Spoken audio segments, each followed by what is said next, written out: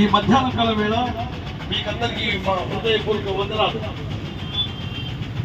మరి ఈ లోకం మనకు శాశ్వతమైన లోకం కాదని, మానవుని జీవితము 60-70 సంవత్సరాలు, అధిక బలం ఉంటే 80 సంవత్సరాలు. ఎందుకనగా మానవుని శరీరము కేవలం నిష్ప్రయోజనమైన శరీరము కొరకు మానవుడు పడరాని పాటలు పడుతున్నాడు. శరీరాశ, నేత్రాశ, జీవపు డమ్మము చేత మానవుడు కొట్టుమిట్టాడుతున్నాడు. ఒకవేళ చనిపోతే మానవుడు ఎక్కడ పోతాడు అనేది అన్వేషణ. చాలా మంది ఎన్నో విధాలుగా మరి ఈ శరీరము మరి ఎక్కడ వెళ్ళిపోతుంది, మట్టికి వెళ్ళిపోతుంది. మరి ఆ దేవుడు ఇచ్చిన ఆత్మ దేవుని దగ్గర వెళ్ళాలి. కాకపోతే దేవుడిచ్చిన ఆత్మ దేవుని దగ్గర వెళ్ళకుండా మరి నరకానికి, అగ్నిగుండానికి జారిపోతుందని మరి వాక్యము సెలవిస్తుంది. రేపేమి సంభవించునో మీకు తెలియదు, మీరు ఇంతలోనే కనబడి అంతలోనే మాయమైపోవు ఆవుని వంటి వారే. మనం ఇంటి నుంచి ఒక స్థితికి వచ్చిన తర్వాత మళ్ళీ ఇల్లు చేరుకుంటామనేది తెలియదు. కానీ మానవుడు మరి ఈ కోటి కొరకు కోటి విద్యలు చేస్తున్నాడు. ఈ జానుడు పొట్ట కోసం నింపుకోవడానికి పడరాని పాటలు పడుతున్నాడు. ఈ పడరాని పాటలు పడుతున్న మానవుడు ఒక రోజు ఏమన్నా పట్టుకొని పోతాడా అంటే ఏమీ పట్టుకొని పోవడం లేదు. అలాగే ఈ భూమి మీద ఎంతో చక్రవర్తులు వచ్చారు, రాజులు వచ్చారు, ధనికులు వచ్చారు, ధనాన్ని సంపాదించారు, భూమిలోని దాచిపెట్టారు, వెళ్ళిపోయారు. మరి రాజులు వచ్చారు, రాజ్యాలు గెలిచారు, రాజ్యాలు కూడా విడిచిపెట్టి వెళ్ళిపోయారు. అలెగ్జాండర్ ది గ్రేట్ అలెగ్జాండర్ మరి ప్రపంచ దేశాలన్నీ గెలిచాడు.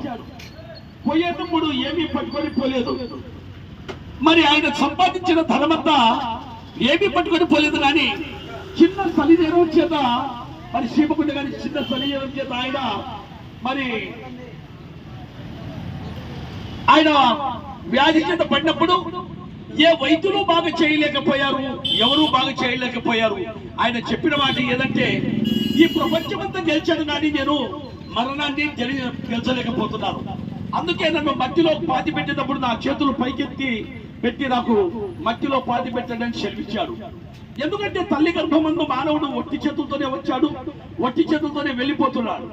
అందుకే పరిశుద్ధ గ్రంథం బైబిల్లో కూడా ప్రభువైన యేసుక్రీస్తు ఇలా సెలవిస్తున్నాడు, ఆత్మయే జీవింపజేయుతున్నది, శరీరము కేవలం నిష్ప్రయోజనమైన శరీరము కొరకు మానవుడు ఇష్టానుసారమైన జీవితం జీవించి పాపము తెచ్చుకొని, మరణాన్ని తెచ్చుకొని మరి పాతాళములో, అగ్నిగుండములో యుగయుగాలు కాలిపోతున్నాడు. సోదరులారా, మరి మానవుడికి ప్రేమించలేకపోతున్నాడు. కక్ష చేత, కార్పణ్యాల చేత, మరి అనేకమైన కుళ్ళు, కపటము, ఇలాగా అనేకమైన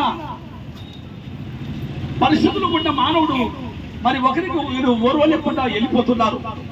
కారణం ఏదంటే ఈ భూమి శాశ్వతం అనుకున్నాడు, ఈ శరీరాశ, ఈ నేత్రాశ, ఈ జీవము డంబము శాశ్వతం అనుకున్నాడు. కానీ ఒక రోజు మట్టి శరీరం మట్టికి వెళ్ళిపోతుంది. దేవుడిచ్చిన ఆత్మ దేవరాజ్యాన్ని వెళ్ళకుండా నరకానికి జారిపోతుంది. అందుకే 2025 సంవత్సరాల క్రితం ప్రభువైన యేసుక్రీస్తు ఈ భూమి దిగి వచ్చి మానవులందరి కొరకు ఇలాగా సెలవిచ్చాడు, కాలము సంపూర్ణమై ఉన్నది, దేవుడి రాజ్యం సమీపించి ఉన్నది అని సెలవిచ్చాడు. ఎందుకంటే రేపేమి సంభవిస్తుందో, ఒకడు లోకమంతా సంపాదించుకొని తన ప్రాణమును పోగొట్టుకొని ఇట్లా వానికి ఏమి ప్రయోజనం లేదు.